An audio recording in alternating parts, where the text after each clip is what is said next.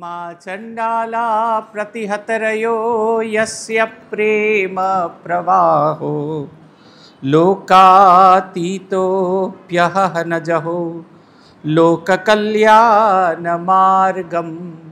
त्रैलोक्येऽप्यप्रतिममहिमा जानकी प्राणबन्धो भक्त्या ज्ञानमृतवरवपु सीतया यो हि रामः स्तब्धीकृत्य प्रलयकलितं वाहवोत्थं महान्तं हित्वा रात्रिं प्रकृतिसहजाम् अन्धतामिस्त्रमिश्रं गीतं शान्तं मधुरमपि यः सिंहनादं जगर्ज सोऽयं जातप्रथितपुरुषो रामकृष्णस्त्विदानीं जय जयो रामकृष्णो वंशकल्पतरु जय जयो भगवान् जगतेर गुरु जय जयो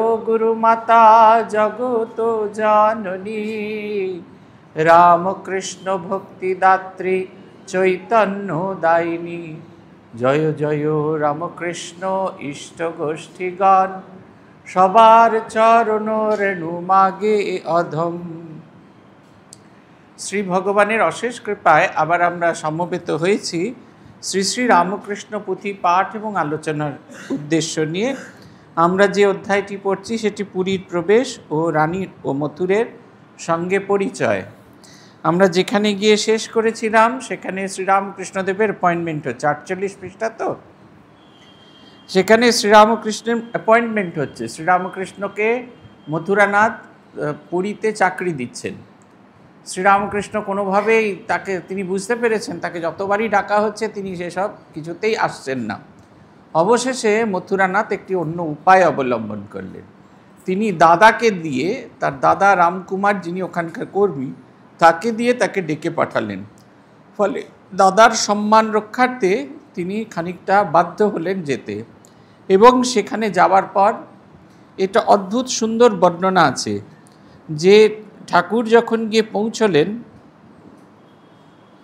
ঠাকুর যাওয়া মাত্র যেই ঠাকুরকে তিনি দেখলেন, মথুরানাথ তো তার মালিক, তিনি তো চাকরি দেবেন বলে ডেকে নিয়ে এসছেন, কিন্তু যেই ঠাকুর গিয়ে পৌঁছলেন সঙ্গে সঙ্গে তিনি উঠে দাঁড়ালেন। এই যে বলছেন, ভক্তবর শ্রীমথুর প্রভুরে দেখিয়া উঠিলেন আপনার আসন ত্যাজিয়া। এই জিনিস আমরা কেউ কখনো কোথাও দেখিনি। অবতার পুরুষকে স্থান দেবেন বলে তিনি তার নিজের আসন ত্যাগ করে উঠে পড়লেন। শ্রীরামকৃষ্ণের প্রকাশ ধীরে ধীরে তিনি হচ্ছিল তার মনের মধ্যে। অবশেষে তিনি রাজি হলেন বেশকারী হিসেবে কাজ করতে, কিন্তু হৃদয়রামকে তার অ্যাসিস্ট্যান্ট করতে হবে। এবং সেই রকমই হলো কথা। এইখানে গিয়েই শেষ হয়নি। পুথিকার ভারী সুন্দর একটি কথা বলছেন স্থিতিমতো স্থিরতর হইবার পর কি হইল ইতোমধ্যে শুনহ খবর। সৃষ্টি ছাড়া হীনদৃষ্টি ধরে যেই জন, সে কহিবে এ সকল সামান্য কথন। বাহ্য চোখে যে দেখে সে দেখিবে বাঁকা, আঁখি খুলে দেখা নয় আঁখি মুদে দেখা। সামান্য তরঙ্গমালা উপরে উপরে, ধনরত্ন মণিখনি জলেরও ভিতরে। সে যেন তুচ্ছ বস্তু নাহি তার দর, ভিতরে যা ধরে তাই জীবন শিকর। সেই রূপ সামান্য ধরিয়া নারায়ণ, করিছেন লীলাবৃক্ষ বীজের রোপণ। আপনাদের মধ্যে কেউ কেউ বলতে পারেন এতে এমন কি আছে যে শ্রীরামকৃষ্ণ অ্যাপয়েন্টমেন্ট পেলেন তার জন্য এত হইচই করার কি আছে। বলছেন কেউ কেউ বাঁকা দৃষ্টি দিয়ে বলবে এ আর কি এমন ব্যাপার, এটা তো কিছু ব্যাপারই নয়। কিন্তু যদি আমরা ভালো করে লক্ষ্য করে দেখি তাহলে দেখব যে এই সামান্য ঘটনার মধ্যে লুকিয়ে আছে একটি সৃষ্টির গল্প। আগামী দিনের লীলা, আমাদের যে লীলাস্থল হতে চলেছে, নব্যবঙ্গের শক্তিপীঠ স্থাপন করতে চলেছেন শ্রীরামকৃষ্ণ। আগামী দিনের মানুষ যেখানে এসে জগন্মাতার প্রত্যক্ষ রূপ দর্শন করে মোহিত হবেন, সেই জগন্মাতার প্রত্যক্ষ রূপ দর্শনের স্থানটি তিনি দেখাশোনা করবার জন্য আসছেন। তাই শ্রীরামকৃষ্ণ এই যে এই অ্যাপয়েন্টমেন্ট পাওয়া এটা একটি অত্যন্ত গুরুত্বপূর্ণ ঘটনা।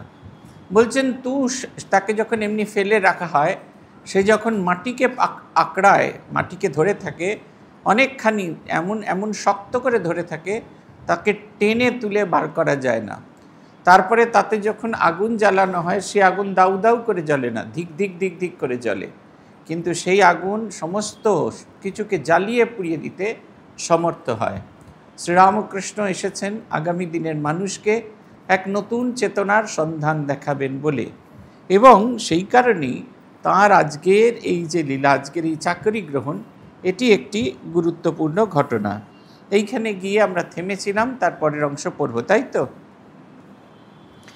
একদিন পুরী মধ্যে এখানে সেখানে ভ্রমিছেন প্রভু রানী, দেখে শুভক্ষণে চমকি উঠিল প্রাণ দেখিয়া মূরতি, দিব্য ভাবাপন্ন কায়ে দিব্য মুখজ্যোতি, ব্রাহ্মণ কুমার সুশ্রী ঈষদাকি বাঁকা, সুন্দর লাবণ্য কান্তি অঙ্গময় লিখা, সুবিশাল বক্ষস্থল ললাট প্রশস্ত, সুশোভন নাসা বাহু আজানুলম্বিত, অতি মনোহর ঠাম শোভার আগার, দেখিয়া হইল হৃদে ভক্তির সঞ্চার, কেবল ভক্তি নয় স্নেহ মিশামিশি, বারে বারে যত হ্যারে তত হয় খুশি, ভক্তির আশ্চর্য খেলা শুনহ বারতা, কেমনে ভক্তের সঙ্গে প্রাণে প্রাণে কথা, জীবের হৃদয়ে যাহা উপজে ভক্তি, সে ভক্তি নহে তার প্রভুর সম্পত্তি, ভক্তির আস্পদ প্রভু বিনা কেহ নয়,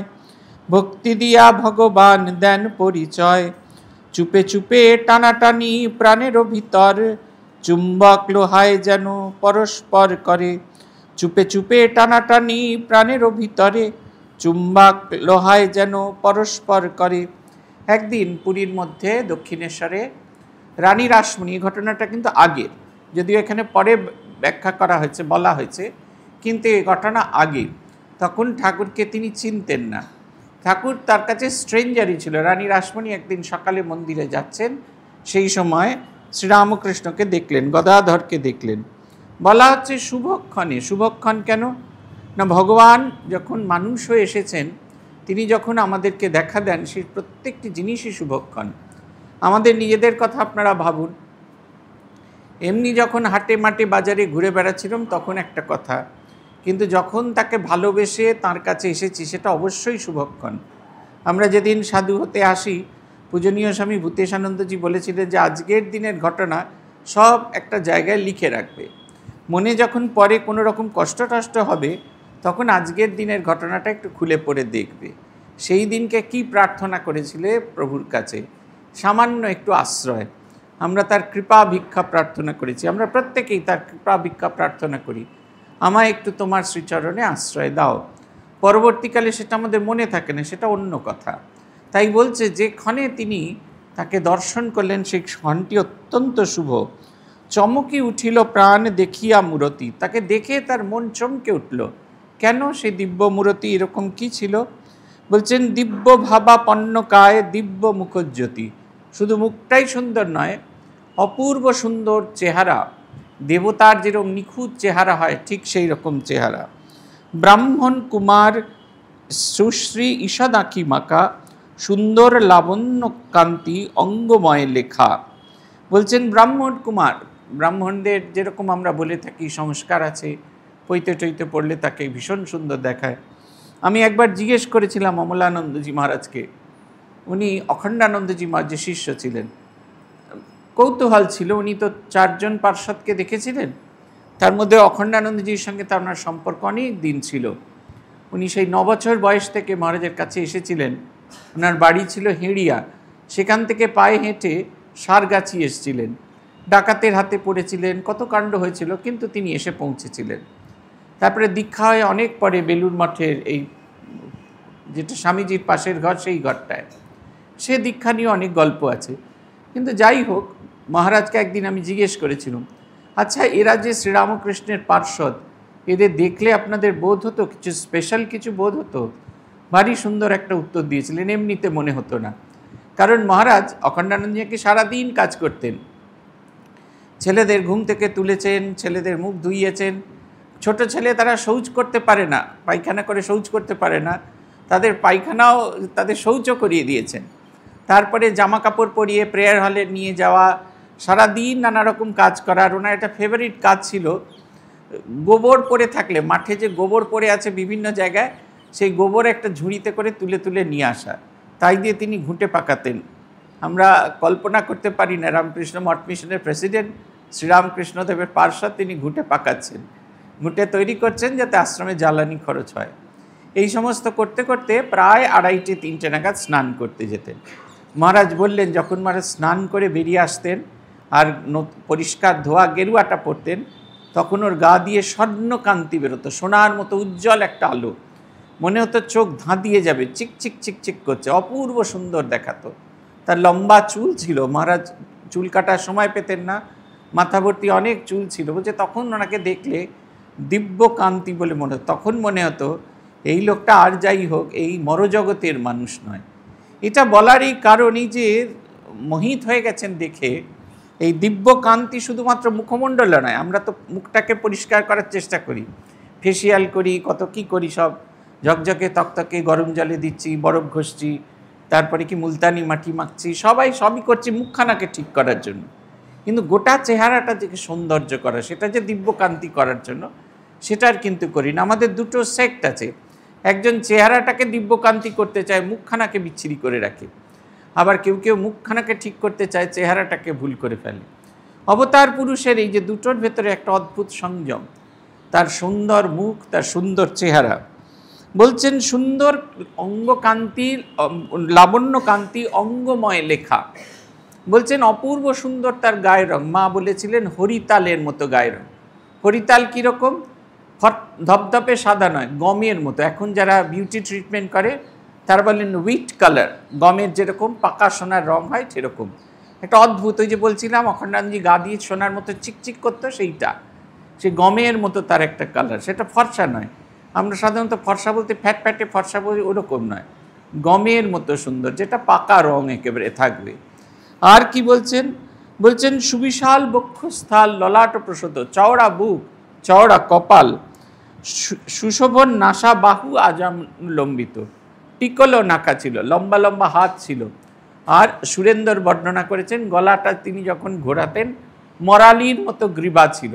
মরালি যেরকম আমরা যেরকম ঘাড়ে ব্যথা হলে আস্তে আস্তে এরকম ঘোরাই, মরালি কিন্তু হাঁস কিন্তু এরকম করে, সে স্বচ্ছন্দে এরকম ঘোরায়, এরকম ঘোরায়, সেরকম মরালির মতো লম্বা গ্রীবা ছিল এবং সেটা এপাশ ওপাশ করতে পারত।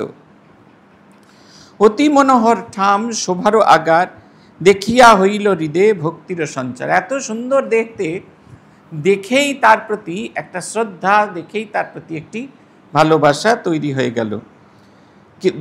কেবল ভকতি নহে স্নেহ মিশামিশি, বারে বারে যত হেরে তত হয় খুশি। এখানে একটা গল্প আছে। রানী রাসমণির খুব পুত্র সন্তানের, তার একটি পুত্র সন্তান হোক এটি তার ইচ্ছা ছিল, কিন্তু যতবারই পুত্র সন্তান, একবার পুত্র সন্তান হয়েছিল, সেটি মারা যায়, এবং তারপরে যতবার তিনি সন্তান সম্ভব হন প্রত্যেকবারই তার কন্যা সন্তান হয়। ফলে পুত্র সন্তানকে পাওয়ার জন্য তার একটা তীব্র আকাঙ্ক্ষা ছিল।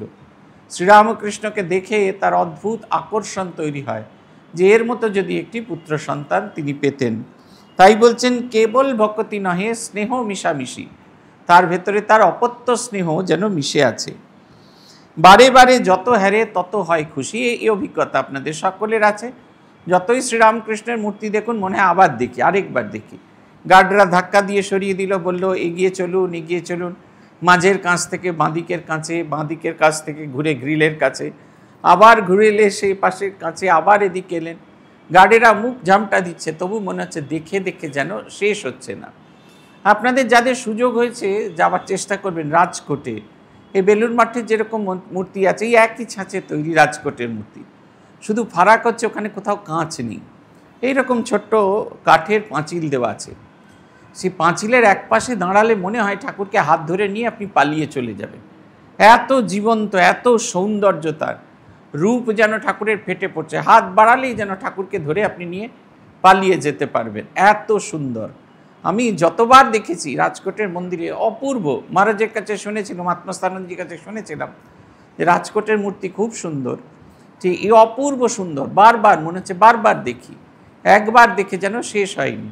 মাস্টারমশাই দেখবেন তার প্রথম দর্শনের কথা লিখছেন কথামৃতে, তাতে ঠাকুর সম্পর্কে একটি মাত্র বাক্য ব্যবহার করেছেন, বলেছেন কে এই সৌম্য।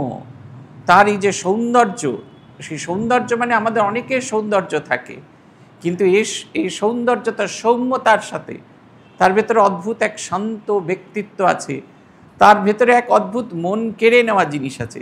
বলছেন তারপরের বাক্যটা ব্যবহার করে, যার কাছে বারবার ফিরে যেতে ইচ্ছা করে। শ্রীরামকৃষ্ণের এই হচ্ছে আকর্ষণ। পুথিকার বলছেন, জীবের হৃদয়ে যাহা উপজে ভকতি, সে ভকতি নহে তাহা প্রভুর সম্পত্তি। যাহা ভক্তির আস্পদ প্রভু বিনা কেহ নয়, ভক্তি দিয়া ভগবান দেন পরিচয়। চুপে চুপে টানাটানি প্রাণেরও ভিতর, চুম্বক লোহায় যেন পরস্পর করে। কি সুন্দর কথা বলছেন। এই যে মানুষকে দেখে যে আমাদের ভক্তি হয়, আমাদের সম্পদ না, আমাদের ইচ্ছা হয় না, তিনি সেই ভক্তি আদায় করে নিতেন, সেই ভালোবাসা আদায় করে নিতেন। তিনি জানতেন ভালোবাসা কেমন করে আদায় করে নিতে হয়। তখন পূজ্যপাদ ভূতেশানন্দজি মহারাজ সদ্য প্রেসিডেন্ট হয়েছেন, বছর 2-1 অবধি আমরা মহারাজের পায়ে হাত দিয়ে প্রণাম করতে পারতুম। মহারাজকে পায়ে হাত দিয়ে প্রণাম করতে পারলে যেদিন যেদিন মহারাজের আমাদের সঙ্গে কথা বলবার ইচ্ছা হতো, মহারাজ ওনার বাঁ হাতটা দিয়ে আমাদের ডান হাতটা ধরতেন। যখনই প্রণাম করে যেদিক দিয়েই হতো, এদিক হলে ডান হাত দিয়ে ধরতেন, এদিক হলে বাঁ হাত দিয়ে ধরতেন, আর গল্প করতেন। আর যতক্ষণ গল্প করতেন সেবকরা বকাঝকা করতো, কিন্তু মহারাজ হাতটি ধরে গল্প করতেন। এত ভালোবাসা সেই শব্দের ভেতরে, মনে হতো তিনি আমার সমস্ত ভালোবাসা, সমস্ত শ্রদ্ধা যেন কেড়ে নিচ্ছেন। তার সেই কেড়ে নেবার মতো ক্ষমতা ছিল, যে উপজে ভক্তি, এটা আমাদের ইচ্ছায় নয়, তিনি এই ভালোবাসা দিয়েছেন এবং সেই ভালোবাসা দিয়ে তিনি আমাকে কেড়ে নিয়েছেন। পুথিকার তুলনা করছেন, চুম্বক যেরকম লোহাকে আকর্ষণ করে, এই এতখানি জায়গা ফাঁকা, এটা মনে পড়লো না ওনার কোলে গিয়ে বসতে হবে, সামনে এসে বসুন, কিচ্ছু অসুবিধা, উনি বলেছেন কি আপনি এসে, আর পেছনে বসলে, ওনার কোলে বসলে ওনার যদি অসুবিধা হয়,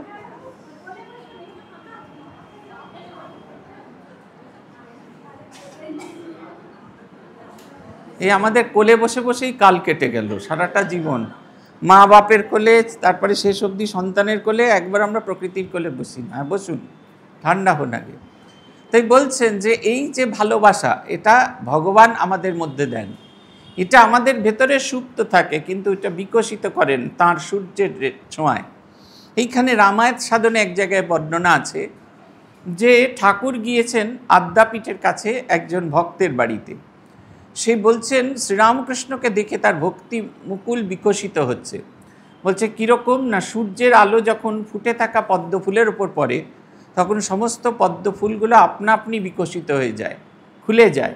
বলছে ঠিক সেই রকম শ্রীরামকৃষ্ণ রূপ সূর্য যখনই তার হৃদয়ের মধ্যে পড়ল, তার ভেতরের যে ভক্তি মুকুল সেটি সম্পূর্ণভাবে বিকশিত হলো। পুথিকার লিখছেন, এ সময় ঘটে এক অদ্ভুত ঘটন, বিষ্ণুর পূজায় ব্রতী ছিল যে ব্রাহ্মণ। শুভ জন্মাষ্টমী পূজার সময়, শুভদিন জন্মাষ্টমী পূজার সময়, ভাঙিল বিষ্ণুর পদ ভীত অতিশয়, কানে কানে সবে শুনে পুরীর ভিতরে, অবশেষে পশে বার্তা রানীর গোচরে। ভক্তিমতির আসমণি মরে মহাখেদে, বিষ্ণুর চরণভঙ্গ অশিব সংবাদে। হুলুস্থুলু পড়ে গেল পুরীর ভিতরে, অগণন লোকজন কম্পমান ডরে। বিশেষে পূজারী যে বা অনাবিষ্টমতি, পূজা বন্ধ ভগ্ন অঙ্গে পূজা নয় রীতি। নূতন মূরতি তাই পূজারও কারণ, বিধি দিল আনিবারে বিধিজ্ঞ ব্রাহ্মণ। পুথিকার বলছেন, জন্মাষ্টমীর দিন সারা দিন ধরে উৎসব হয়েছে, সেই মধ্যরাত্রির থেকে সারা দিন ধরে উৎসব হয়েছে। পূজারী খানিকটা ক্লান্ত ছিলেন। তিনি ওই বিষ্ণুর এই রাধা গোবিন্দের যে গোবিন্দজিকে তুলে নিয়ে গিয়ে শোয়াতে গেছেন। এখন আর শোয়ানো হয় না, জানেন তো, এখন একটা সেই ছবি তুলে রাখা আছে, এখন সেই ছবিটাকে শয়ন দেওয়া হয়, মূর্তি বিগ্রহ ইয়ের ওপরই বসে থাকেন। মা কালীর ক্ষেত্রে এই বিধিটা শুরু থেকে ছিল। মা কালীর অত বড় কালী মূর্তি নিয়ে গিয়ে খাটে শোয়ানো যেত না, তাই মায়ের একটি ছবি রাখা থাকতো, সেই ছবিটি খাটে শোয়ানো হতো। এখন রাধাকান্ত মন্দিরেও ঠিক একই জিনিস আছে, ঠাকুরকে শোয়ানো হয় না, কয়েকটা মন্দিরে শোয়ানো হয়। আমি শ্যামসুন্দরের মন্দিরে দেখলাম, তারপরে এখানে এই যে মাহেশে আছেন রাধাবল্লভজি। শুধু রাধাবল্লভজিকে শোয়ায় না, কি সুন্দর করে পা মেসেজ করে, ওইটা দেখবার মতো, মনে হচ্ছে না সত্যি সত্যি জীবন্ত জাগ্রত মানুষের পা মেসেজ করছে। এমনি এমনি করে পা টিপছেন শুইয়ে। ছোট্ট ঘর, শোয়ার ঘরটা খুব ছোট্ট, এক কোণে, সেইখানে বলছেন তিনি নিয়ে যাওয়ার সময় পড়ে গেলেন, পড়ে যাওয়ার ফলে ঠাকুরের পা ভেঙে গেল। পা ভেঙে গেল মানে আমাদের পায়ের অংশ যেখান থেকে শেষ হচ্ছে, পায়ের পাতাটা শুরু হচ্ছে, ওর মধ্যে যে জয়েন্টটা ওটা খুলে যায়। আপনারা এখন তো নতুন মূর্তি পুরনো মূর্তি দুটোই আছে, যদি কখনো পুরনো মূর্তিতে দেখার সুযোগ হয় তাহলে গিয়ে দেখবেন। পুরনো মূর্তি খুব ভালো করে লক্ষ্য করলে দেখা যাবে সেই পায়ের যেখানটা মেঝের সাথে জমে আছে, এই পাটা নয়, যেটি বাঁ পাটি যেটি ধরে আছে সেই পায়ের ওইটা খুলে গেছিল, সেটা সারানো হয়েছিল। তা এখন মূর্তি ভেঙে গেছে, আর তো বিধিবদ্ধভাবে পুজো হচ্ছে না, পূজা বন্ধ, শালগ্রাম শিলায় পূজা হচ্ছে, রাধা গোবিন্দের পুজো হচ্ছে না। খুব মন খারাপ সকলে। তার চেয়েও বেশি মন খারাপ রানী রাসমণি, কারণ এই মন্দির হলো তার স্বপ্নের মন্দির।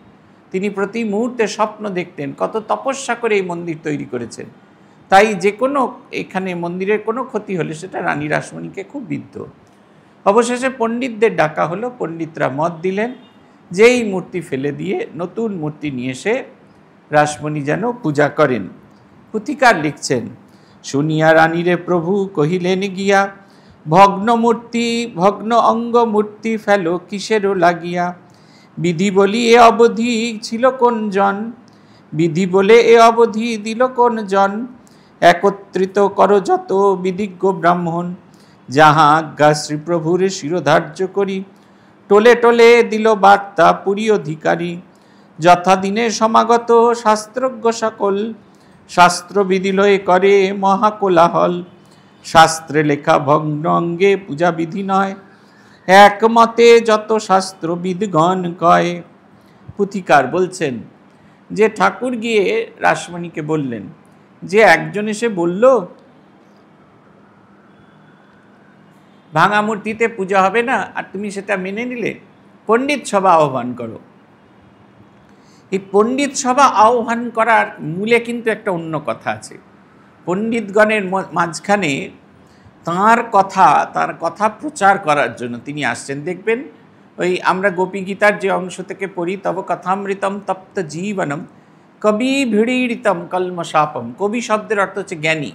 কবি মানে যে কবিতা লেখে তা নয়, কবি হচ্ছে জ্ঞানী। জ্ঞানীদের দ্বারা তার কথা বারবার, কবি ভিড়িতম, জ্ঞানীদের দ্বারা পরীক্ষিত, জ্ঞানীদের দ্বারা টেস্টেড। ঠাকুর বারবার নিজেকে টেস্ট করানোর চেষ্টা করেছেন। পণ্ডিতরা আসুক, তাকে পরীক্ষা করে দেখুক। বৈষ্ণবচরণ এসেছেন, পরীক্ষা করে দেখুক। গৌরী পণ্ডিত এসেছেন, পরীক্ষা করে দেখুক। সবাই দেখুক, তাকে বাজিয়ে নিক, বাজিয়ে নেওয়ার পর তাকে যেন গ্রহণ করেন। সেই কারণে কোনো সুযোগ তিনি ছাড়তেন না। তাই তিনি বললেন এবারে তিনি খেলবেন। তাই তিনি বললেন যে একজনের কথাতে হবে না, অনেককে ডাকো।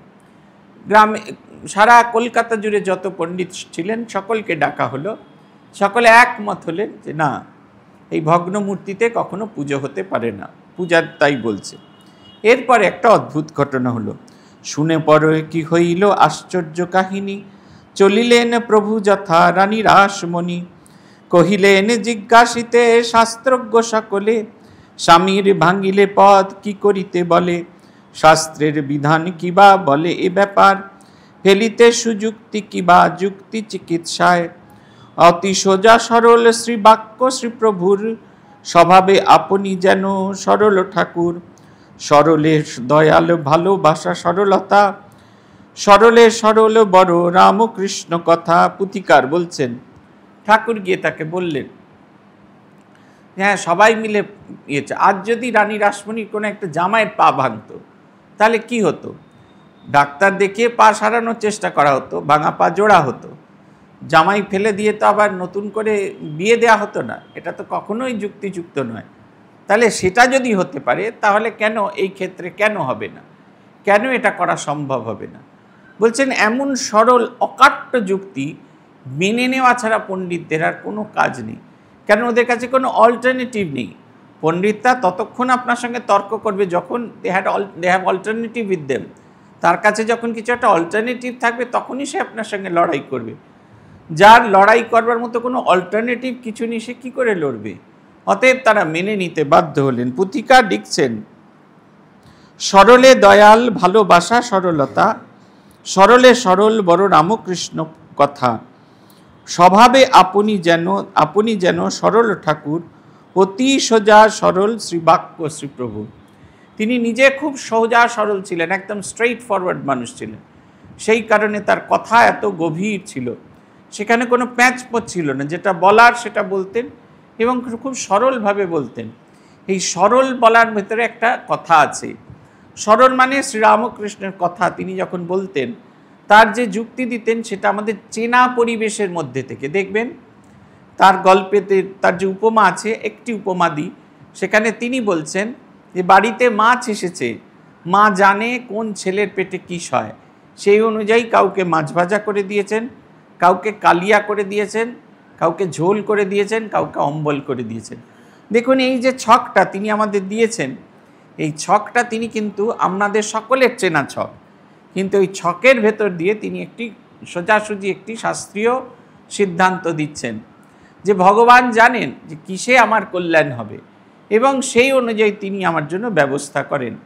অতএব আমাদের হইচই করার কোনো মানে হয় না। সুরেন্দ্রকে বলছেন যে সকলে বাঁদরের ছানা হতে চায়, কেউ বেড়ালের ছানা হতে চায় না। বাঁদরের ছানা এমনি করে দুহাত বাড়ায়, বাঁদরিমা কখনো কোলে নেয়, কখনো ধাক্কা মেরে ফেলে দেয়। বেড়াল কিচ্ছু করে না, সে মিউ মিউ মিউ মিউ করতে থাকে। যে দাঁত দিয়ে বেড়াল ইঁদুর মারে, সেই দাঁত দিয়ে ঘাড় ধরে তাকে কখনো এই ছাইয়ের গাদা, কখনো কয়লার গাদা, কখনো বাবুদের বিছানা, যেখানেই রাখে সেখানেই সে এটাকে সে পরম মানে নিশ্চিন্ত আশ্রয় বলে মনে করে। এই যে দ্বিতীয় যে আখ্যান, এই যে আখ্যান যেটা বলছেন, গল্পটা বলছেন, এটা কিন্তু আমাদের সকলের চেনা। আমরা বাঁদরের ছানা দেখেছি, বাঁদরিকেও দেখেছি, বেড়াল মাকেও দেখেছি, শিশু বিড়ালকে মিউ মিউ করতেও দেখেছি, কখনো হ্যাট হ্যাটও করেছি। কিন্তু এই গল্পটা আমরা জানি, কখনো আমরা এখানে দেখি তাকে, কখনো ওখানে দেখি, কখনো বেড়াল ছানাকে মিউ মিউ অন্যরকম কিছু করতে দেখি না। কিন্তু এর মধ্যে দিয়ে তিনি বলছেন শরণাগতি হচ্ছে মূল কথা। যতক্ষণ না পর্যন্ত ঈশ্বরের প্রতি আমাদের শরণাগতি হবে ততক্ষণ অবধি হবে না। তাই পুথিকার বলছেন তার চরিত্র যেরকম সরল ছিল, তার জীবন যেরকম সরল ছিল, সেরকম তার কথাগুলো, যুক্তিগুলো অত্যন্ত সরল ছিল। এত সোজা সাপটা কথা যাকে রিফিউট করতে গেলে বেশ যথেষ্ট বেগ পেতে হতো।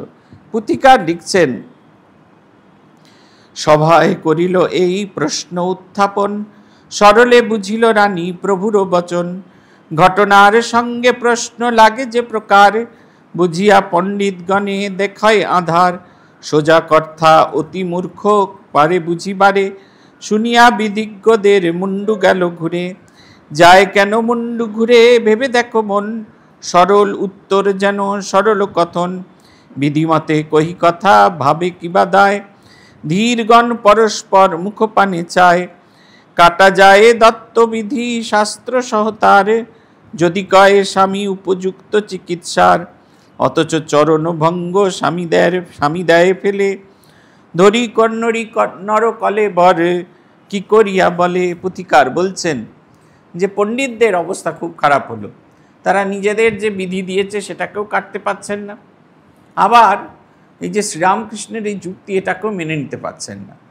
কিন্তু দেখা যাচ্ছে যে যুক্তির পাল্লাটা খুব ভারী, কারণ শ্রীরামকৃষ্ণের যদি যুক্তি না মেনে নেয় তাহলে মেনে নিতে হবে যে রানী রাসমণির জামাইরা কখনো অসুস্থ হয়ে পড়লে তাদের ফেলে দিয়ে নতুন জামাই আনতে হবে, সেটাও সম্ভব না, তাতে নিজেদের গলাই কাটা যাবে। অতএব নিজেদের যে বিধি দেওয়া ছিল সেটাকে তাদের কাটতে হলো। পুথিকার লিখছেন, অবশেষে শাস্ত্রবিধি দিতে হলো বিধি, অবশেষে শাস্ত্র ছাড়ি দিতে হলো বিধি। পীড়িত পতির সেবা যুক্তি নিরবধি, মীমাংসায় ভেসে যায় রানী সুখ নীরে। চৌগুণ বাড়িল ভক্তি প্রভুর উপরে, প্রভুরে জানিয়া কারিগর শিরোমণি। করপুটে প্রভুরে কহিলা রাসমণি, সারিবারে ভগ্নপদ আপনার ভার। সাই দিয়া প্রভুদেব করিলা শিকার, ভগ্নপদ সারিয়া দিলেন সেই দিনে। কোথায় ভাঙিয়াছিল সাধ্যকার চিনে, অবাক হইল সবে পুরীর ভিতর। কিবা মহা সুকৌশলী প্রভু কারিগর, কি বুঝো আশ্চর্য মন কথা কথা ছাড়, এ মহান বিশ্ব যার সংকেতেতে গড়া। কি বুঝো আশ্চর্য মন কথা কথা ছাড়া, এ মহান বিশ্ব যার সংকেতেতে গড়া। হয় রয়ে যায় সৃষ্টি যাহারও আজ্ঞায়, সারিলেন ভগ্ন পদ কি বিচিত্রতায়। পুথিকার বলছেন অবশেষে যুক্তি দিতে হলো, যে তাকে মেনে নিতে হলো, তাদের মেনে নিতে হলো যে হ্যাঁ শ্রীরামকৃষ্ণ যেটি বলছেন সেটি গ্রহণযোগ্য, এবং সেটি গ্রহণযোগ্য মেনে নিয়ে তারা বিধান দিলেন যে কৃষ্ণের মূর্তির আবার সারানো দরকার। এবং এই সারানোর জন্য তারা শ্রীরামকৃষ্ণকেই ভার দিলেন, কারণ ঠাকুর খুব ভালো মূর্তি গড়ে দিলেন, তিনি আবার করে সেটাকে সারিয়ে দিলেন, এমন করে সারিয়ে দিলেন দেখে বোঝা যেত না, এমন সুন্দর করে সেটা সারিয়ে দিলেন। এবং সেই মূর্তি আবার পুনঃ তার নানা রকম বিধি টিধি করে সেই মূর্তি পুজো হতে থাকলো। এই মূর্তি পরবর্তীকালে অনেক পরে বদল করা হয়, তখন শ্রীরামকৃষ্ণ আর দক্ষিণেশ্বরে নেই, ত্রৈলোক্যনাথ তখন দেখাশোনা করছেন, আবার এই মূর্তি খুলে যায়, ওই অংশটি খুলে যায়, তখন মূর্তিটিকে সরিয়ে নিয়ে সারিয়ে এপাশের ঘরে, ডান দিকের ঘরে সেইখানে রাখা হয়, এবং নতুন মূর্তি নিয়ে এসে সেই মূর্তিতে শ্রীকৃষ্ণের পূজা করা হয়। পুথিকার লিখছেন, তো তবে এবে দেহ নরদেহ নরের মতন, দীন দুঃখী নিরক্ষর পরান্ন ভোজন, লইয়া ব্রাহ্মণ বেশ খেলেন আপনি, হর্তাকর্তা বিশ্বের বিধাতা চিন্তামণি।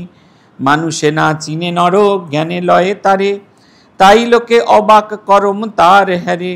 ভিতরে অসীম শক্তি শক্তির আধার, বাহ্যে মাত্র সাজাবেশ ফলগুরু আকার।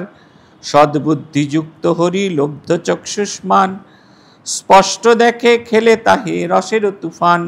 পুথিকার বলছেন যে রানীর খুব ভালো লেগেছিল, কারণ এই যে মন্দির যেটা তৈরি হয়েছিল এটা রানী রাসমণির স্বপ্নের মন্দির। সেই কারণে যখন তিনি যেমনটি তৈরি করেছিলেন তেমনটি ব্যবস্থা থাকলো, এই ব্যবস্থায় রানী রাসমণি খুব খুশি হয়েছিলেন। এই রানী রাসমণির শ্রীরামকৃষ্ণের প্রতি ভক্তি ভালোবাসা অনেকাংশে বেরিয়ে গেছিল। পুথিকার বলছেন কেউ আমরা শ্রীরামকৃষ্ণকে চিনতে পারি না। কেন চিনতে পারি না? আমরা যখন বাল্যলীলা পড়েছিলাম সেখানে একটা অধ্যায় ছিল পণ্ডিতের পরাভব।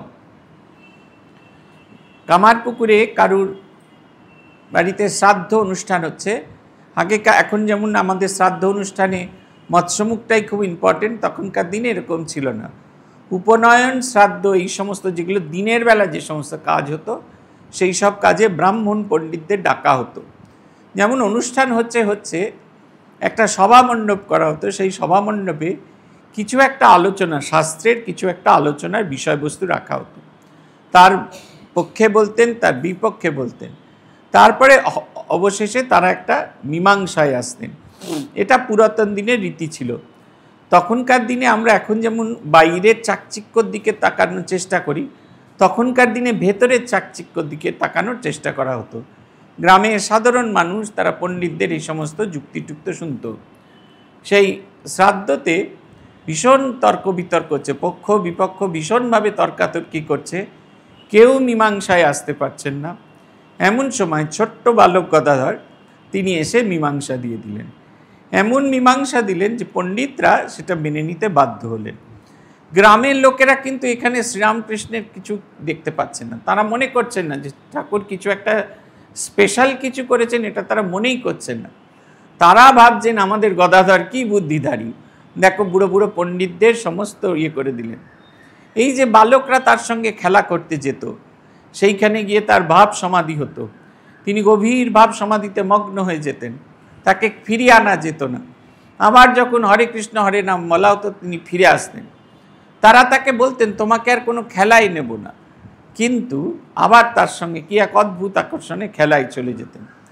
মানুষের সামনে তিনি যাত্রা করছেন, নাটক করছেন, মানুষ মুগ্ধ হয়ে দেখছেন।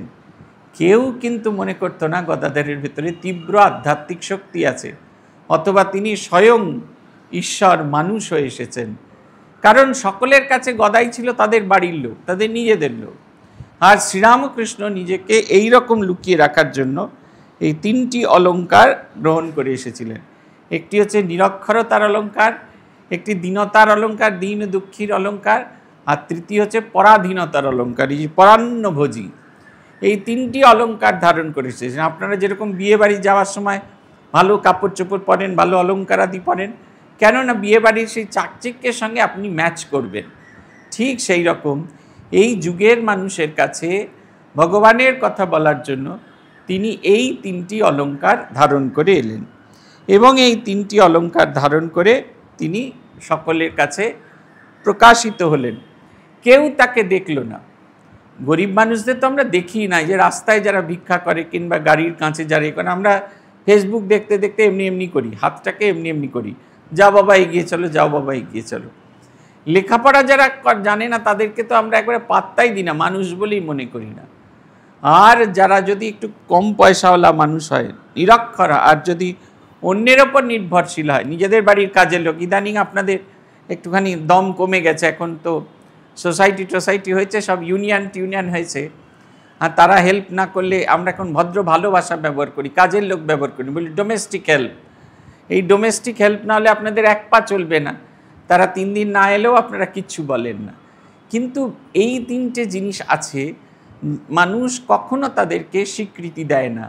তাই স্বীকৃতিহীন জীবন থেকে তিনি এক নবযুগ স্থাপন করতে এলেন। তিনি বলছেন, লইয়া ব্রাহ্মণ বেশ খেলেন আপনি, হর্তাকর্তা বিধাতা বিশ্বের চিন্তামণি। জগতের যিনি চিন্তামণি, জগৎকে যিনি পরিচালিত করবেন, জগৎকে যিনি পথ দেখাবেন, তিনি এরকম লুকিয়ে থাকতেন। পুথিকার বলছেন, মানুষ না চিনে নরক জ্ঞানে লয়ে তারে, তাই লোক অবাক রকম তার হেরে। এইখানে আছে, ওই জায়গাতে আছে যেখানে বালক গদাধর লীলা করছে, তারা তাকে নিয়ে আনন্দ করতে করতে বাড়ি ফিরছে। সেই গল্পটি আছে যে সেদিনকে তিনি পণ্ডিতদের পরাভূত করলেন, তারপরে গ্রামের লোকেরা হইচই করছে, তারা গদাইকে কাঁধে করে নিয়ে আনন্দ করতে করতে ফিরে যাচ্ছে। গ্রামের সকলকে বলছে, আমাদের গদাই কি ভালো ছেলে, দেখো পণ্ডিতদের একেবারে শুইয়ে দিল যুক্তি দিয়ে। তারা কখনো জানতেও চাইছে না তাদের গদাই কত শক্তিশালী, এসব কিচ্ছু জানতে চাইছেন, আর মুহূর্তের মধ্যে ভুলে গেলেন। এই বলা আছে যে যখন ঠাকুর বিয়ে করতে যাচ্ছেন, কামারপুকুর থেকে জয়রামবাটিতে বিয়ে করতে যাচ্ছেন, সেই সমস্ত 8 কিলোমিটার রাস্তা আনন্দ করতে করতে যাচ্ছেন। এমনকি যখন তিনি বিয়ের আসরে গিয়ে বসেছেন, তার যে নানা রকমের লীলা সবাই দেখলো, কিন্তু কেউ মনে রাখে না। তার কারণ হচ্ছে ঠাকুর এমন একটা চেহারা তৈরি করে রেখেছেন, একটা আউটার কভার এরকম তৈরি করেছেন, আমাদের সকলের কাছে টেকেন ফর গ্রান্টেড। আমরা সবাই শ্রীরামকৃষ্ণকে আমাদের বুক পকেটের জিনিস বলে মনে করেছিলাম, কখনো জীবনের অঙ্গ করেননি। যদি করে ফেলতুম তাহলে খুব মুশকিল হতো, তাহলে আর তার পক্ষে আর লীলা করা সম্ভব হতো না। এখন দেখবেন 2-4 জায়গায় বাবাজিদের আছেন, তারা যখন একটু পপুলার হয়ে যান, মধুমক্ষিকার চাকের মতো তাদের পেছন পেছন ভক্তরা ছুটতে থাকে, তাদের ব্যক্তিগত জীবন নষ্ট হয়ে যায়, ব্যক্তিগত যে পদ্ধতি সেগুলো সব নষ্ট হয়ে যায়। কারণ ভক্তদের এই প্রশ্নের উত্তর দিতে দিতে ক্লান্তিহীন অবস্থা, তাদের ব্যক্তি জীবন বলে কিছু থাকে না, সাধন জীবন বলে কিচ্ছু থাকে না। শ্রীরামকৃষ্ণর এই যে এত কাণ্ড করবেন, অবতার পুরুষ এসে এত কিছু করবেন, তাই তিনি যেন প্রস্তুতি নিচ্ছেন। যেরকম যাত্রা শুরু হওয়ার আগে কুশীলবরা পেছনে গ্রিন রুম, আমরা কেউ কখনো গ্রিন রুম দেখতে পাই না, সেই গ্রিন রুমে গিয়ে ভালো করে মেকআপ টেকআপ নিচ্ছেন, ঠিক সেই রকম তিনিও যেন মেকআপ নিচ্ছেন। আর তিনি সাধারণ মানুষ হয়ে এসেছেন। বলছেন, কে তাকে দেখতে পায়? বলছেন, সদ্বুদ্ধি যুক্ত হরিলুব্ধ চক্ষুষ্মান, স্পষ্ট দেখে খেলে তাই রসের তুফান। এইবারে বলটা আমাদের দিকে ছুঁড়ে দিয়েছেন। আমরা কারা ভগবানের এই দিব্য লীলা, দিব্য রূপ দেখতে পাব? আমাদের মনে আছে যখন কথামৃত পড়া শুরু করেছিলাম, কথামৃতের শব্দের এমন ছবি আছে নিজেরাও জানতুম না। আমি এই কথাটা অনেকবার বলেছি অনেক জায়গায়। একটা উদাহরণ দেওয়া হয়েছিল, শ্রীরামকৃষ্ণ গেছেন ঈশ্বরচন্দ্র বিদ্যাসাগরের সঙ্গে দেখা করতে। দেখবেন, আপনারা ওটা পড়ে দেখবেন, এই কথা দুটো, এই শব্দ দুটো কথামৃতে বহুবার এসছে। হাস্য সকলের হাস্য, ওখানে আছে এই হাস্য সকলের হাস্য। ঠাকুর এলেন, বললেন খাল বিল নদী কত কিছু পড়ে এসে এবার বিদ্যাসাগরের সঙ্গে দেখা করতে এলাম। তিনি বলছেন তাহলে খানিকটা নোনা জল নিয়ে যান। সকলের হাস্য। তিনি বলছেন না না, তা তো নয়, তুমি তো দয়ার সাগর, ক্ষীরের সাগর। এবার একটু হাস্য। তারপরে শ্রীরামকৃষ্ণ শেষের দিকে যখন কথা বলছেন তখনও হাসি, কিন্তু পড়তে পড়তেই তিনটে হাসি, তিন রকম আওয়াজ শুনতে পাওয়া যায় বা চোখে দেখতে পাওয়া যায়। প্রথম যে আওয়াজটা, সেটা হলো যারা দাঁড়িয়ে আছেন তারা শ্রীরামকৃষ্ণকে পাত্তাই দিচ্ছেন না, তাদের সেই উপেক্ষার হাসি। প্রথমটা হচ্ছে উপেক্ষার হাসি। দ্বিতীয় যে হাসিটা সেটা হচ্ছে বিস্ময়ের হাসি। আর তৃতীয় যে হাসিটা সেটা আওয়াজ করে না, সেটা হচ্ছে নিবেদনের হাসি। দেখুন, এক শ্রীরামকৃষ্ণ তার জীবনের মধ্যে দিয়ে, তার আচরণের মধ্যে দিয়ে আমাদের মনের পরিবর্তন করে দিচ্ছেন। বলছেন কারা দেখতে পায়? বলছেন সদ্বুদ্ধিযুক্ত হরিলুব্ধ চক্ষুষ্মান। যে হরি দর্শন করতে চায়, হরিকে দেখার জন্য যার লোভ আছে। আমরা সেই যারা ফুল ভালোবাসি দেখবেন, ঠিক যেতে যেতে এরম করে পরের বাড়ি দেখতে থাকি। কোথায় টগর ফুল ফুটেছে, কোথায় ভালো সূর্যমুখী ফুল ফুটেছে, কোথায় জবা ফুল ফুটেছে, এপাশ ওপাশ দেখে তুলে নিই। আমাদের নরেন্দ্রপুরে দেখতাম, আমি গেটের কাছে দাঁড়িয়ে আছি, ভদ্রমহিলা বুঝতে পারছেন না, এদিক ওদিক তাকিয়ে আস্তে আস্তে এরকম চোর যেরকম করে যায় এরকম এক পা টপকে টপকে ঢুকছেন। আমরা এখান থেকে বললাম যেরকমভাবে ঢুকেছেন ওরকমভাবে ফিরে আসুন। তিনি প্রায় ফুল গাছে হাত দিয়েছেন, তারপরে যেই বলা হলো যেমনভাবে ঢুকেছেন তেমনিভাবে ফিরে আসুন, তিনি এদিক ওদিক দেখে কাউকে দেখতে পাচ্ছেন না। আবার বলা হয় যেমনভাবে ঢুকেছিলেন সেরকমভাবে ফিরে আসুন। আবার তিনি ওই রকম ব্যাকওয়ার্ড করতে করতে এসে বাড়ি ফিরে গেলেন গালাগাল দিতে দিতে। আমরা এটা নরেন্দ্রপুরে দেখেছি। মানে সকালে মন্দিরে যাওয়ার সময় দেখে গেলাম গাছ ভর্তি কাঞ্চন ফুল, পুজো করে ফিরে আসার সময় দেখলাম গাছে একটাও কাঞ্চন ফুল নেই। একাধখানাও লোকে রেখে দেয়, একাধখানাও রাখে না। আর তাড়াহুড়ো করে ফুল তুলতে তুলতে সেই ফুলের কোথাও ছিঁড়ে গেছে, কাঞ্চন ফুল তো খুব নরম হয়, ছিঁড়ে গেছে। কিন্তু তবুও এই যে এই রকম মানুষ, এই রকম মানসিকতা, যে ভগবানকে সব কিছুর মধ্যে খুঁজছে, হরিলুব্ধ মন, হরিলুব্ধ দর্শনকারী মন, যে মন সবসময় ভগবানকে খুঁজে চলছে, যার লোভ ভগবানকে দেখার, একমাত্র সে ভগবানের এই দিব্য লীলা দর্শন করতে পারে। পুথিকার বলছেন স্পষ্ট দেখে খেলে তাহে রসেরও তুফান। তারা শ্রীরামকৃষ্ণের সাধারণ আচরণ দেখে তুফান তাদের মনের মধ্যে হয়, যেন আনন্দের তুফান হতে থাকে। ঠাকুর আছেন কাশীপুর উদ্যানবাটিতে, তার অন্তিম সময় খুব কষ্ট হচ্ছে, সবাই দেখছেন ঠাকুর খুব কষ্ট পাচ্ছেন, ব্যথিত হয়ে পড়েছেন সবাই। তুরিয়ানন্দজি মহারাজ এসছেন, তুরিয়ানন্দজিকে বলছেন আর শরীরটা খুব ভালো নেই। তুরিয়ানন্দজি বলছেন কেন, আমি তো দেখছি আপনি খুব আনন্দে আছেন। ঠাকুর হাসছেন আর বলছেন শালা ধরে ফেলেছে, সারা ধরে ফেলেছে। এই দুটো আলাদা আলাদা জিনিস, আমি এবং আমার দেহ, এই দুটো সম্পূর্ণ আলাদা জিনিস। এটা যে অভ্যাস করে সেই একমাত্র দেখতে পায়, অন্যদের দেখার সুযোগ হয় না। কালকেই আমরা বলছিলাম ভূতেশানন্দজি মহারাজের কথা। সেন্টার থেকে এসেছি, মহারাজ খাটে শুয়ে আছেন, মহারাজকে বললাম একটু মাথাটা তুলুন, প্রণাম করব। মহারাজ বললেন তুমি অমনিই করো না। আমি বললাম না, বাড়িতে যে বলতো যে শোয়া মানুষকে প্রণাম করতে নেই। তখন উনি বললেন জানো তো, আমি আমার এই শরীরটা শ্রাদ্ধ করে তারপরেই সন্ন্যাস নিয়েছি। এটা হলো একটা ডেড বডি, আমি ক্যারি করে নিয়ে যাচ্ছি। আমার শুধু সেদিনকে মহারাজ বলছেন, আমার খালি একটা জিনিস মনে হচ্ছে, কি ক্লিয়ার কনভিকশন, আমি এই শরীরটা নই। বলছেন মরে গেলে এটাকে ভাগাড়ে ফেলে দাও, গঙ্গা জলে ফেলে দাও, যেখানেও ফেলে দাও, তাতে আমার কিছু আসে যায় না। কি ক্লিয়ার কনসেপশন, আমি এই শরীর নই, আমি শরীরের ভেতর যে মানুষ সেইটি। মহাপুরুষ মহারাজকে জিজ্ঞেস করছেন নীলরতন সরকার আপনি কেমন আছেন? বলছেন বেশ আনন্দে আছি। বলছে আমাকে যে খবর দেওয়া হলো আপনি খুব অসুস্থ হয়ে পড়েছেন, তাই আপনাকে দেখতে এলুম। ও বলছে ও আচ্ছা, এই শরীরটার কথা ওরা বলতে পারবে, আমি খুব আনন্দ আছি। দেখুন কি ক্লিয়ার কনসেপশন। ভগবানকে তারাই আমরা দেখতে পাই যাদের আমাদের এই ভগবান সম্পর্কে পরিষ্কার ধারণা থাকবে এবং ভগবানকে দেখার ইচ্ছা আমরা প্রকাশ করব। পুথিকার বলছেন তুষ্ট হয়ে ভক্তরানী ভক্তি ভরে তাই বলিলেন থাকিবারে বিষ্ণুর সেবায়। ধার্য করি শ্রীপ্রভুর মাসিক বেতন, ছোট ভট্টাচার্য আখ্যা করিল অর্পণ। বড় ভাই বড় ভট্টাচার্য মহাশয়, শ্যামাবেশকারী হলো ভাগিনের হৃদয়। গঙ্গা তীরে যেথা যত আছে দেবালয়, তুলনায় এ পুরীর সঙ্গে কেহ নয়। পুরী দেখিবারে আসে কত লোকজন, ধনী মানি গুণী দুঃখী সকল রকম। কালী মায়ে রাধা স্বামী যারা ধনবান, ভক্তিবরে অর্থ দিয়া করেন প্রণাম। আগাগোড়া এই রীতি পুরীর ভিতর, পূজারীর প্রাপ্য যাহা প্রণামিতে পড়ে। প্রভুদেব টাকা করি নাহিলন হাতে, বলিতেন দুঃখীগণে বিলাইয়া দিতে। ত্যাগী অনাসক্ত প্রভু ছিলা আজীবন, যতই প্রণামী পরে সব বিতরণ। প্রতিকার বলছেন যে ঠাকুরের এই ভাব দেখে তিনি ঠাকুরকে পূজারী পদে নিয়োগ করলেন। দেখুন একটু একটু করে প্রমোশন হচ্ছে, ওই যুগেও প্রমোশন ছিল কিন্তু দেখুন একটু একটু। এতদিন বেশকারী ছিলেন, এবার বেশকারী থেকে রাধা গোবিন্দের মূর্তির তিনি সেবা করতে আরম্ভ করলেন। আর এই হৃদয়রাম এ ছিল বেশকারীর অ্যাসিস্ট্যান্ট, এ হলো বেশকারী। এর দুজনেরই মাইনে ফিক্স হয়ে গেলো। বলছে আগে মাইনে ছিল না, তার মানে আগে পার্মানেন্ট ছিল না, PF ছিল না, মান্থলি স্যালারি পাওয়া যেত না, উইকলি কিছু টাকা পয়সা পাওয়া যেত। এইবার ঠাকুরের একটা মান্থলি স্যালারি হলো, 6 টাকা মাইনে হলো, এবং ঠাকুর সেবা করা শুরু করলেন।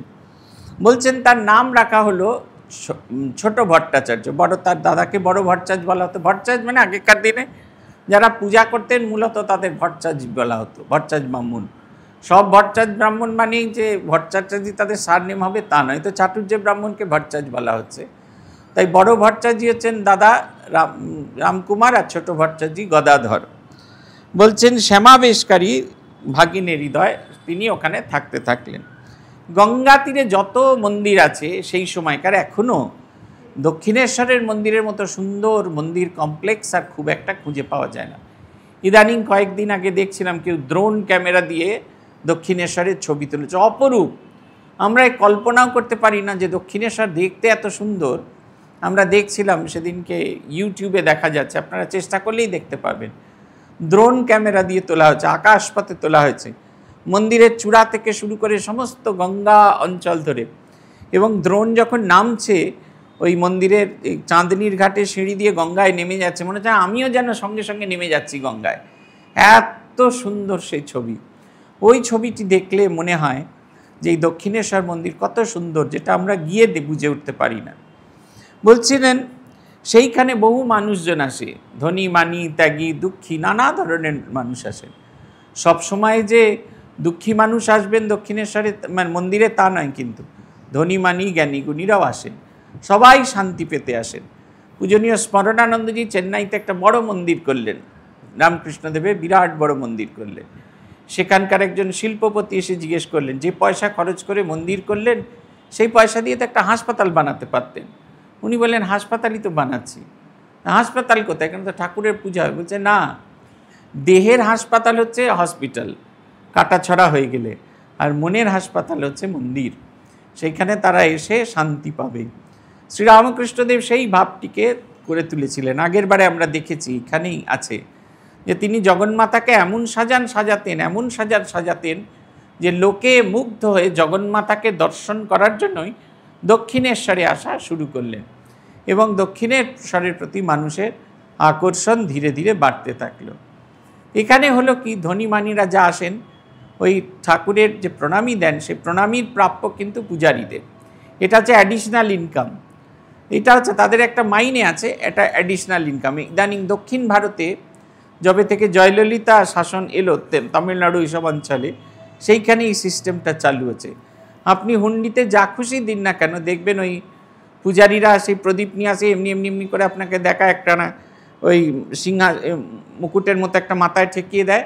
আপনি 5 টাকা 2 টাকা 1 টাকা যা দিলেন ওটা কিন্তু পূজারীর প্রাপ্য। যদিও পূজারীর নিজস্ব মাইনে আছে, প্রত্যেক মাসের মাইনে সরকার থেকে মাইনে পায়। সব মন্দিরে দক্ষিণ ভারতে বেশিরভাগ তামিলনাড়ু সরকারের যাবতীয় মন্দির আছে, সব কটা মন্দিরের পূজারীরা হচ্ছে সরকারের বেতনভোগী কর্মী।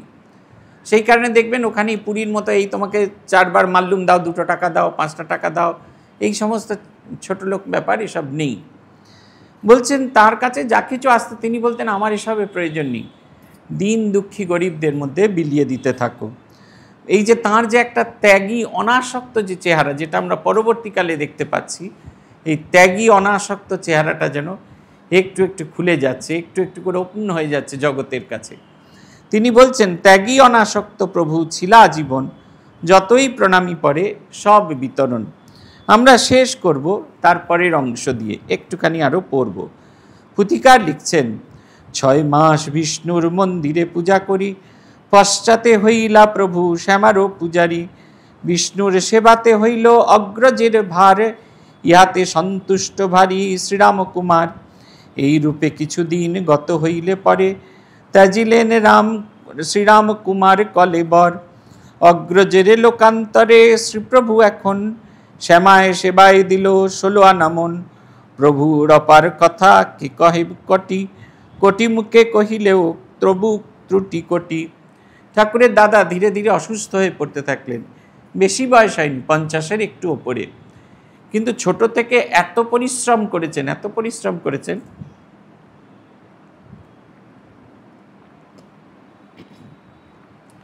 কখনো 7-8 বাড়িতে গিয়েও পূজা করেছেন। এখনকার মতো পূজারীদের তো নয় 15 মিনিটে পূজা সাঙ্গ হয়ে গেল, ওরকম তো নয়, ভালো করে পূজা করতেন। এই যে আমাদের ওই যে ঠাকুর যে পুজো করতেন, যে শালগ্রাম শিলা, সেই শালগ্রাম শিলার আমরা পুজো দেখলাম। দুপুরবেলা পূজারি এলেন, দরজা খুললেন, মঙ্গল আরতি হলো, স্নান হলো, পুজো হলো, সব ওই দুপুর 2টার সময় হয়ে যাচ্ছে পরপর। মঙ্গল আরতি হলো, স্নান হলো, পুজো হলো, দুপুরের অন্নভোগ হলো, বিকেলের বৈকালিক হলো, সন্ধ্যা আরতি হলো, শয়ন হয়ে গেল, বন্ধ করে দিয়ে চলে গেল। 45 মিনিটের মধ্যে সব সারা। আর একেবারে সারাদিন ঠাকুর সব এক সময় খেয়ে উঠলেন, বসলেন, ব্যাস হয়ে গেল।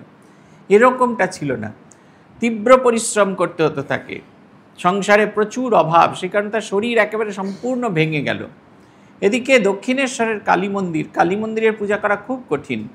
এত বিধি আছে পুজোয়, এত বিধি আছে কালী পূজায়, সেগুলো করা। তাছাড়া এত যাত্রী আসেন, তাদের পূজা গ্রহণ করা, তাদের পূজা নিবেদন করে দেওয়া, এই সমস্ত কিছুতে তাদের প্রচুর পরিশ্রম হতো। রামকুমার আর শরীরের দিক থেকে পারছেন না। ঠাকুরকে যখন তিনি দেখলেন যে খুব ভালো সেবা পূজা করছেন, তখন তিনি আস্তে আস্তে পূজার ভার তার ছোট ভাইয়ের হাতে দিয়ে তিনি অপেক্ষাকৃত কম শক্তিশালী পূজা, সেটা হচ্ছে রাধা গোবিন্দের মন্দিরে চলে এলেন। কিন্তু তার শরীর একটু একটু করে ভেঙে যাচ্ছিল। 6 মাস পরে তার মহাপ্রয়াণ হলো। কিন্তু তার দাদা শ্রীরামকুমারের মহাপ্রয়াণ, এটা যেন গদাধরের কাছে সাপে বর হলো। এতদিন তার সময় যেত কালী দেবী কালিকার পূজনে সেবনে, এবং খানিকটা সময় তার দাদার সেবার জন্য। এবার আর কোনো পিছু টান থাকলো না, তিনি যেন সমস্ত মন প্রাণ উজাড় করে সেবা করতে থাকলেন। পুথিকার লিখছেন, পরে দামা মায়ে কাঠি আগুন রঞ্জকে, যে হইতে আইলা প্রভু পূজিতে শ্যামাকে। শ্যামায়ে প্রীতি বড় শ্যামা মন প্রাণ, তপ জপ তন্ত্র মন্ত্র ধন ধ্যান জ্ঞান। সুদৃশ্য রচেন বেশে প্রভু গুণধর, দেখা মাত্র দর্শকের বিমহে অন্তর। নিত্যই নতুন বেশ নাহি কো উপমা, মূর্তিমতি ঠিক যেন চিৎময়ী শ্যামা। বিবিধ কুসুম জবা শ্রীচরণে সাজে, অপরূপ শ্যামারূপ শ্রীমন্দির মাঝে। উপজয় দিব্য ভাব পাষণ্ড অন্তরে, একবার শ্যামারূপ নয়নে তেহারে। ঘোষণা হইল বার্তা কথায় কথায়, আছে বহু কালী মূর্তি এখন এমনও কোথায়। ঠাকুর একটা ট্র্যাডিশন সেট করে এসেছিলেন, যেটা এখনও ফলো করা হয়। আপনারা দেখলে বুঝতে পারবেন, অন্যান্য মন্দিরের সঙ্গে দক্ষিণেশ্বর মন্দিরে একটা বেসিক ফারাক আছে। সেখানে যে মূল যে দেবতা, তাকেই প্রাধান্য দেওয়া হয়, তার সাজগোজকে প্রাধান্য দেওয়া হয় না। দেখবেন মায়ের গা বড় একটা দেখা যায় না, এমনভাবে সুন্দর করে কাপড়টিকে ভাঁজ করে পরানো হয়। মা যেন জীবন্ত জাগ্রত মূর্তি, তাই ওই বিশাল বেনারসির আঁচল সেটা তিনি বইতে পারেন না, তাই ময়ূরের পাখার মতো পেছন দিকে আটকানো থাকে। দেবীকে অলঙ্কার পরানো হয়, খুব সামান্য ফুল দেওয়া হয়। দেখবেন না মা সেই অন্যান্য মন্দিরের মতো বড় ফুলের মুকুট পরেছেন, বড় মোটা মালা পরেছেন, খুব সাধারণ মালা। কখনো কখনো একটা 1 নড়ির রজনীগন্ধার মালাও দেওয়া হয়। 4টি হাতে 4টি ফুল দেওয়া হয়, বেশি ফুল দেওয়া হয় পায়েতে। কোথাও বাড়াবাড়ি নেই। কেন না, লোকে যেন ফুলের শোভা না দেখে, শুধুমাত্র জগন্মাতাকে দেখে। জগন্মাতাকে দেখবে বলেই তারা এসেছেন, এবং সেই ভাবটা বজায়। আমাদের বেলুড় মঠেও আগে আমরা ছেলেবেলায় দেখেছি, এত ফুল নিয়ে বাড়াবাড়ি ছিল না। ঠাকুরকে কি সুন্দর করে পরিষ্কার করে সাজানো হতো। একটা সাদা, আমাদের বেলুড় মঠের ঠাকুরকে ভারী মালা পরানো হয় না, কখনো পরানো হয় না। এবং যে মালা পরানো হয় সেই মালা আমাদের মন্দিরে গাঁথা হয়, বাইরের মালা পরানো হয় না। ওই সেই মালা, সে হালকা মালা পরানো হয়। দেখবেন এক এক সময় যদি আপনাদের সকালে মঙ্গলারতি দেখার সুযোগ হয় তাহলে দেখবেন সেখানে হালকা ফুলের মালা, এই বেল ফুলের এক নড়ির একটা মালা সকালবেলা মঙ্গলারতির সময় পরা হয়। বেলার দিকে একটু মোটা মালা পরানো হয়, সেটা হচ্ছে গুলঞ্চ ফুল, খুব লাইট ওয়েট হয়, এই পরানো হয়। যেন দেবতাকেই লোকে এসে দেখে, তার ফুলহার, তার ফুলসজ্জা দেখার সময় না থাকে। আমাদের মন তো তাই। আমার মনে আছে একবার ঠাকুরের জন্মতিথির দিন একটা হলুদ রঙের সিল্কের কাপড় পরানো হয়েছে, তার সঙ্গে একটা গলায় স্ফটিকের মালা পরানো হয়েছে। স্ফটিক তো যে রঙের মধ্যে রাখবেন সেই রং গ্রহণ করে নেবেন। লোকে প্রণাম করছেন, ঠাকুরকে দেখছেন আর বলছেন, দেখো দেখি ঠাকুর কামকাঞ্চন ত্যাগী ছিলেন, এরা কীরকম সোনার মটর মালা পরিয়েছে ঠাকুরকে। ঠাকুরকে দেখার সময় নেই, ঠাকুরের জন্মতিথিতে এসছেন ঠাকুরকে প্রণাম করবেন বলে, ঠাকুরকে দেখার সময় নেই। আমরা দেখছি সোনার মটর মালা পরেছেন ঠাকুর, সেই মটর মালার দিকে আমরা তাকিয়ে আছি। এই কারণে এটা একটা ট্র্যাডিশন সেট করে দিয়ে গেছেন ঠাকুর দক্ষিণেশ্বরে। দেবীকে খুব সুন্দর করে প্রেজেন্ট করা হয় যাতে লোকে দেবীকেই দেখে, তার ফুলহার, তার ফুলসজ্জা, এগুলোর প্রতি কখনো না চোখে পড়ে। যত দেবতাকে আমরা দেখতে পাবো তত আমাদের ভেতরে ঈশ্বরীয় ভাবনা জাগবে, এবং ঈশ্বরীয় ভাবনা যত জাগবে তত আমরা প্রার্থনাপর হতে পারবো, তত আমাদের প্রার্থনা মন প্রাণে আসবে। পুথিকার বলছেন, এই যে ঠাকুর দাদা চলে গেলেন, ঠাকুর সেবা করছেন জগন্মাতাকে, এটা যেন বারুদে আগুন লেগে গেল। বারুদ এক জায়গায় জমা করা আছে, তাতে যদি আগুন লেগে যায় কী হয়, বিস্ফোরণ হতে থাকে। ঠিক সেই রকম বিস্ফোরণ হতে থাকছে, আর জগতের কোনো চিন্তা, কোনো কিছু তাকে ছুঁয়ে যাচ্ছে না। বলছেন, নিত্যই নতুন পোশাক নাহিক উপমা, মূর্তিমতি ঠিক যেন চিত্তময়ী শ্যামা। নতুন নিত্য নতুন পোশাক পরিয়ে রাখা হতো, নতুন করে তাকে সাজানো গোজানো হতো। আর এত অপরূপ যে আগের দিনের সাজ দেখে পরের দিনের সাজ কিছুতেই এ করা যাবে না। আমরা মনে মনে ভাবতাম কী করে সাজায় ঠাকুরকে। বেলুড় মঠে দেখতাম আজকে একরকম দেখলাম, কালকে আরেক রকম। গরম পড়েছে তো ঠাকুরের এরকম হাত ফাঁকা রয়েছে, গায়ে কোনো রকম একটু কাপড় দেওয়া আছে। আবার শীত পড়েছে তো ঠাকুরের গায়ে একটা বড় শাল দেওয়া আছে, কাঁধ থেকে পিঠের উপর, হাতের উপর একটা শাল দেওয়া আছে। আর মঙ্গল আরতির সময় দেখতাম একটা মাফলার এরকম করে জড়িয়ে রাখা আছে। আবার যখন সকালবেলা মঙ্গল আরতির পরে সকালে খেতে যাওয়ার সময় প্রণাম করতে যেতাম, দেখলাম মাথার কাপড়টা খুলে গেছে কিন্তু গায়ে অতিরিক্ত শালটা দেওয়া আছে। পুজোর পর আবার অফিস যাওয়ার সময় যখন দেখতে আসতাম তখন দেখতাম কাঁধের শালটাও চলে গেছে আর হাতটা একটু খুলে দেওয়া হয়েছে। এক একটা রূপ এক একটা এমন সৌন্দর্যময় হয় যে মনে হয় আগের সঙ্গে পরের কোনো তুলনা আমরা খুঁজে পাই না।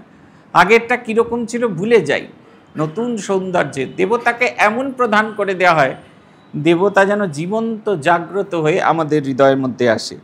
বলছেন, উপজেয় দিব্য ভাব পাষণ্ড অন্তরে। এ তো খুব সত্যি কথা।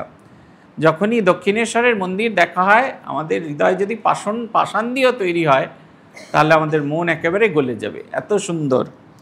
বলছেন, ঘোষণা হইল বার্তা কথায় কথায়, আছে বহু কালী মূর্তি। এমন কোথায়? এরকম কালী মূর্তি তো অনেক জায়গায় আছে, এরকমটা আর কোথাও নেই। এই রকম হবে না, ক্লাস অফ আর ওন, তার নিজের একটা নিজস্ব বৈশিষ্ট্যশালী এই দক্ষিণেশ্বর মন্দির। আজ এই পর্যন্ত, আমরা এখানেই থামবো। আগামী মাসে আপনাদের সঙ্গে দেখা হবে না, আবার আপনাদের সঙ্গে ক্লাস হবে মে মাসে। আগামী মাসে একটু আমাকে স্থানান্তর যেতে হবে, সেই কারণে পরের মাসে আপনাদের সঙ্গে দেখা হবে।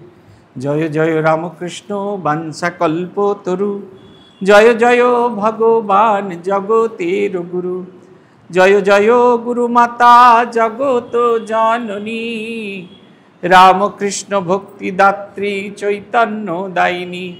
জয় জয় রামকৃষ্ণ ইষ্ট গোষ্ঠীগণ, সবার চরণ রেণু মাগে এ অধম। ওম শান্তি শান্তি শান্তি। হরি ওম তৎসৎ। শ্রীরামকৃষ্ণার্পণমস্তু।